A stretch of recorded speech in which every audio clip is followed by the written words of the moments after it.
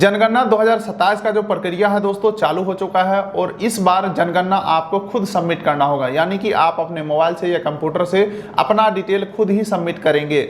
जी हाँ दोस्तों, आपके घर के एड्रेस के ऊपर कोई नहीं आएगा जनगणना फॉर्म भरने के लिए, पूछने के लिए, लिखने के लिए कुछ भी नहीं आने वाले हैं। सारा का सारा जो इस बार जनगणना का प्रोसेस है बिल्कुल ही ऑनलाइन कर दिया गया है। यहाँ पे 2 स्टेप में अपना जनगणना जो है कंप्लीट होता है। पहला, एक तो अपना सारा डिटेल को सबमिट करोगे, ठीक है, एप्लीकेशन नंबर जनरेट हो जाएगा। उसके कुछ दिन बाद आपके घर के एड्रेस के ऊपर सत्यापन के लिए, वैलिडेशन के लिए कोई भी कर्मचारी आ सकते हैं और वो बस एक बार वेरीफाई करेंगे कि जो आपने डाला है वो सही डाला है या नहीं। कहने का मतलब है, अगर आपने कच्चा मकान डाला है लेकिन आपका छत का मकान है तो फिर वो वहां पे सही करेंगे वो, और जब वो सही करके चले जाते हैं तो आपका जो जनगणना है कंप्लीट हो जाता है। तो चलिए बेहतर जानकारी के लिए फिलहाल चलते हैं कंप्यूटर का स्क्रीन के ऊपर और जनगणना ऑनलाइन करने का कंप्लीट प्रोसेस देखते हैं। चलिए दोस्तों, जनगणना से संबंधित कुछ इंपॉर्टेंट बात कर लेते हैं। 17 अप्रैल से जनगणना स्टार्ट हो जाएगा। इस बार का जनगणना फुल्ली डिजिटल होने वाला है। 17 अप्रैल से 1 मई तक आप लोग अपना डाटा खुद ही ऑनलाइन चढ़ाओगे वेबसाइट के ऊपर। अच्छा, 1 मई के बाद यानी कि आपका डाटा फीड होना बंद हो गया। उसके बाद 2 मई से ये जो डाटा आपने फिल किया है उसे सर्वे किया जाएगा, यानी कि स्टाफ आएंगे आपके घर के ऊपर और जो आपने डाटा सबमिट किया है वो सही है या नहीं है वो देखने के लिए स्टाफ आएंगे आपके द्वार के ऊपर, घर के ऊपर, और वो सत्यापित करेंगे और फिर वो सबमिट कर देंगे। फिर आपका जो पत्र है वो सबमिट हो जाते हैं। बाकी दोस्तों, 17 अप्रैल से जो जनगणना हो रहा है इसमें आप अपना बेसिक डाटा फिल करेंगे। 33 अलग अलग सवाल आपसे पूछे जाएंगे। बस आपको ऑप्शन सेलेक्ट करना है, कुछ क्वेश्चन वगैरह आपको नहीं टाइप करना है। और एक बार जैसे ही आप डिटेल को सबमिट कर देते हैं टोकन नंबर जनरेट हो जाएगा और उस टोकन नंबर में जाकर के आप चाहे 1000 बार एडिट कर सकते हैं अपना डिटेल्स को 1 मई 2026 तक। उसके बाद 2 मई को वो फाइनल सबमिट हो जाएगा। चलिए, ये सब चीजें करना कैसे है बेहतर जानकारी के लिए कंप्यूटर के स्क्रीन के ऊपर आ जाते हैं। आपके सहूलियत के लिए जनगणना का जो डायरेक्ट लिंक है डिस्क्रिप्शन पिन कोड में दे दिया हूं, वहां से आप आ सकते हैं इस पेज के ऊपर। क्योंकि ये 17 अप्रैल से ही वेबसाइट लाइव हुआ है तो गूगल पे रैंक कर नहीं रहा। तो चलिए दोस्तों, बेहतर जानकारी के लिए कंप्यूटर के स्क्रीन के ऊपर चलते हैं और जनगणना करने का कंप्लीट प्रोसेस देखते हैं। आपके सहूलियत के लिए जनगणना का जो डायरेक्ट लिंक है डिस्क्रिप्शन पिन कोड दे दिया हूं और ये सेंट्रल गवर्नमेंट का वेबसाइट है। इसी से यानी इसी एक वेबसाइट से सभी स्टेट का जनगणना कंप्लीट होगा। तो आप बिहार जनगणना लिख के गूगल पे सर्च करोगे तो वेबसाइट आने वाला नहीं है। लिंक डिस्क्रिप्शन पिन कोड दे दिया हूं। और ध्यान रखने वाली बात यह है कि ये जो वेबसाइट है सुबह 6 बजे से 12 बजे रात तक ही चलता है, बीच में बंद रहता है। आप इस पेज के ऊपर आते हैं, सबसे पहले आपको अपना स्टेट सेलेक्ट करना है। जैसे कि मेरा स्टेट हो गया दोस्तों बिहार, ठीक है। उसके बाद यहाँ पे जो कैप्चा दिख रहा है ना, ये कैप्चा यहाँ पे आपको फिल कर देना है और वेरीफाई एंड प्रोसीड के ऊपर क्लिक करेंगे। कैप्चा एरर अगर दिखाता है तो यहाँ से आप रिफ्रेश बटन के ऊपर क्लिक करके कैप्चा को चेंज भी कर सकते हैं। चलिए, अब यहाँ पे देख सकते हैं कुछ टर्म्स एंड कंडीशन बताए जा रहे हैं। 15 से 20 मिनट आपका लग सकता है और सही जानकारी आपको देना है और ओके कर देते हैं। अब चलिए दोस्तों, एक प्रोफाइल बना लेना है। सेल्फ इनुमिनेशन HOF लॉगिन, यानी कि हेड ऑफ फैमिली का डिटेल डालना है। आपके घर में जो भी गार्जियन है, मान के चलो पिताजी गार्जियन है तो उनका डिटेल डाल करके यहाँ पे अकाउंट बनाना है। उनका नाम डाल लेना है, मोबाइल नंबर चाहे आप अपना ही डाल दो, ईमेल ID ऑप्शनल है, आप डाल सकते हो, छोड़ सकते हो। और वेरीफाई एंड प्रोसीड के ऊपर क्लिक करेंगे। उसके बाद दोस्तों हमारे नंबर पे OTP भेजा गया है, ओके कर देते हैं। OTP एंटर करेंगे, उससे पहले हमें अपना भाषा सेलेक्ट कर लेना है। तो चलो मैं भाषा यहाँ पे हिंदी सेलेक्ट कर लेता हूँ और यहाँ पे OTP जो आया है OTP एंटर करके आगे बढ़ेंगे।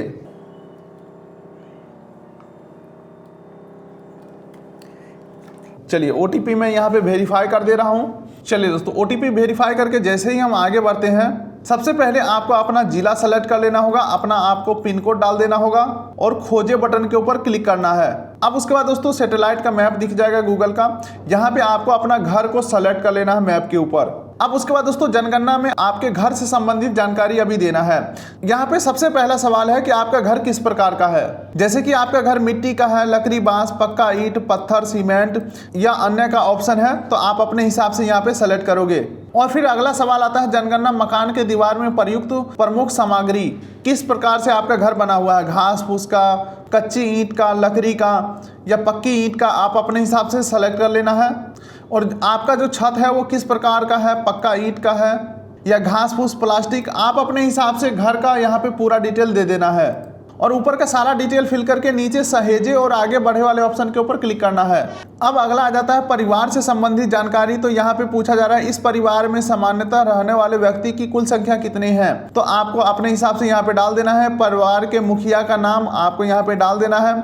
उसके बाद परिवार के मुखिया का नाम आपको हिंदी भाषा में लिख देना है। उसके बाद आपको सेलेक्ट करना है परिवार के जो मुखिया है वो पुरुष है या स्त्री है।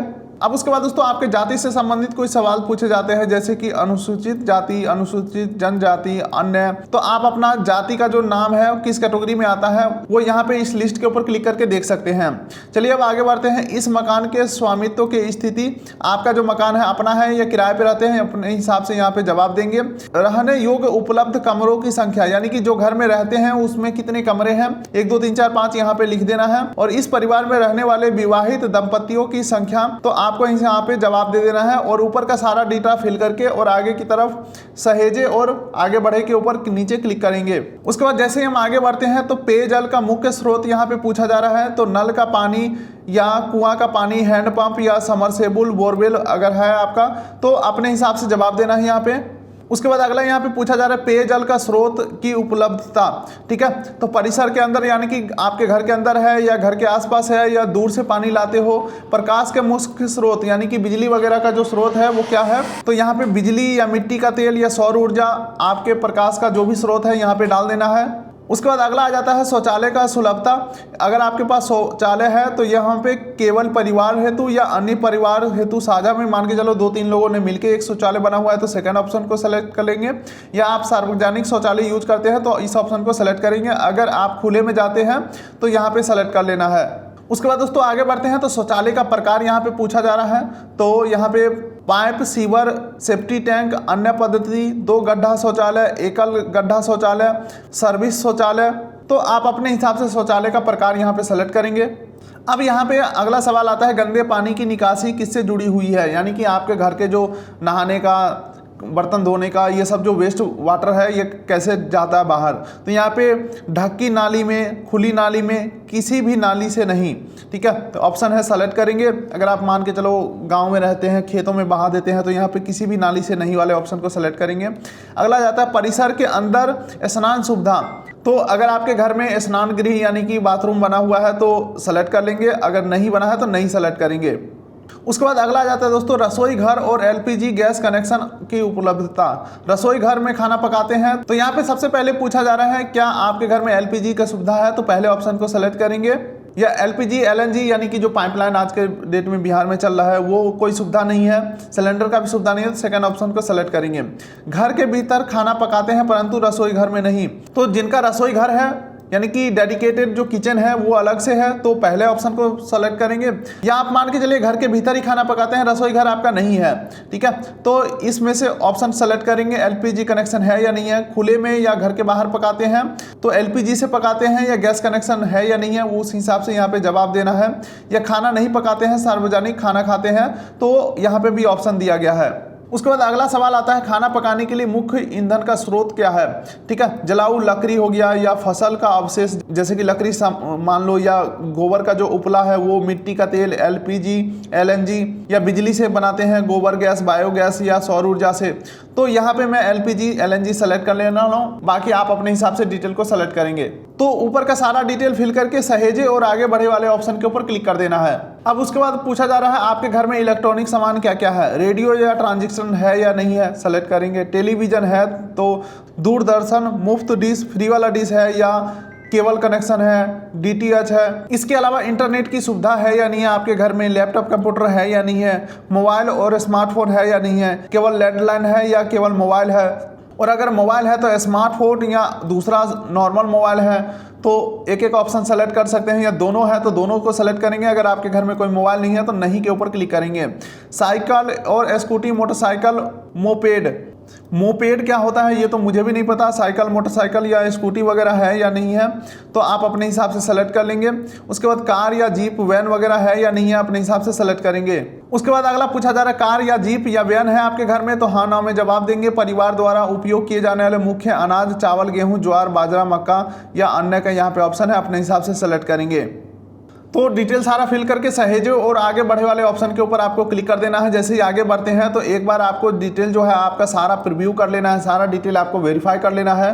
अगर आपका ऊपर का दिया हुआ सारा डिटेल सही है तो पुष्टि करो और सबमिट करे वाले ऑप्शन के ऊपर क्लिक कर देना है। अब उसके बाद दोस्तों यहाँ पे बताया जा रहा है आपका डिटेल जो है सफलतापूर्वक सबमिट कर दिया गया है और आपके ईमेल आईडी और मोबाइल नंबर पे एप्लीकेशन नंबर भेज दिया गया है। लेकिन ध्यान देने वाली बात यह है दोस्तों, अपना एप्लीकेशन नंबर डाल करके कभी भी आप डिटेल को मॉडिफाई कर सकते हैं 1 मई 2026 से पहले और 2 मई से आपका ये जो डिटेल है ये वेरीफाई किया जाएगा। कर्मचारी आपके घर पे आएंगे और वेरीफाई करके जाएंगे, सब कुछ सही रहा तो आपका डिटेल सबमिट कर दिया जाएगा। तो यही है दोस्तों जनगणना का कंप्लीट प्रोसेस। उम्मीद करता हूँ वीडियो आपको अच्छा लगा तो वीडियो कर दिए लाइक, चैनल कर दिए सब्सक्राइब, ताकि मिलेंगे ऐसे ही किसी अगले वीडियो में। तब तक के लिए नमस्कार।